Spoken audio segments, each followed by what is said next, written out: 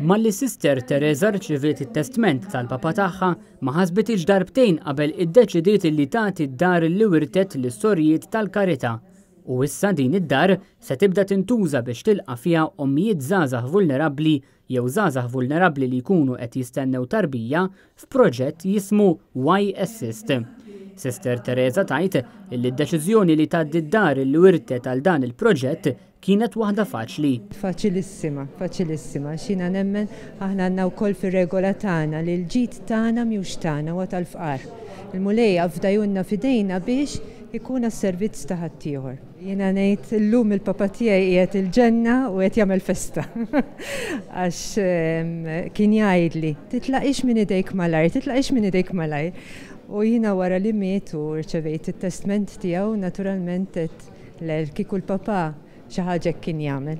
U nemmen li kuntent biha din l-għażla. L-inizjattiva Y Assist qed issir b'inizjattiva mill-President's Trust b'kollaborazzjoni ma' St. John Antide Foundation u tikkonsisti f'netwerk ta' djar u residenzi għal ommijiet żgħażagħ ta' bejn 18 u l-25 sena illi jsibu ruhom f'sitwazzjoni vulnerabbli tant li jkollhom bżonn saqaf fuq rashom fejn ikunu jistgħu jimxu il quddiem f'ħajjithom, kif tispjega l-kap eżekuttiv ta' St. John Antide Foundation Nora Macelli. Meta jsibu ruhom ommijiet żgħażagħ jew żgħażagħ li huma tqila li m'għandhom l-ebda appoġġ mill-familja għal ħafna raġunijiet għax il-raġunijiet huma varji u komplessi.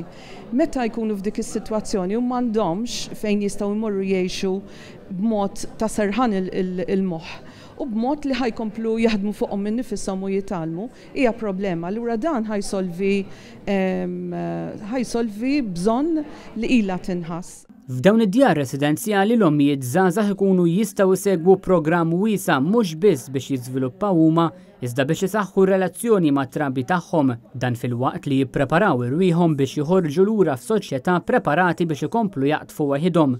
Fil-fatt, id-direttur tal-President's Trust Sara Borda Bondin tispjega li l-iskop ta' dawn id-djar mhuwiex li jpoġġi lil dawn l-ommijiet żgħażagħ f'xi istitut għal dejjem. Mhijiex lantana li dawn l-ommijiet jiġu istituzzjonalizzati u dipendenti fuqna, ikun programm ta' massimu ta' sena u fejn naħdmu hand in hand mal-professjonisti diġà jkunu qegħdin segwhom sabiex jimxu l-qudiem fil-ħajja indipendenti. L-għan tal-President's Trust huwa li sal-aħħar tas-sena d-dieħla ikun hemm netwerk ta' 4 appartamenti biex f'kull waqt ikunu jistgħu jintlaħqu 12-om.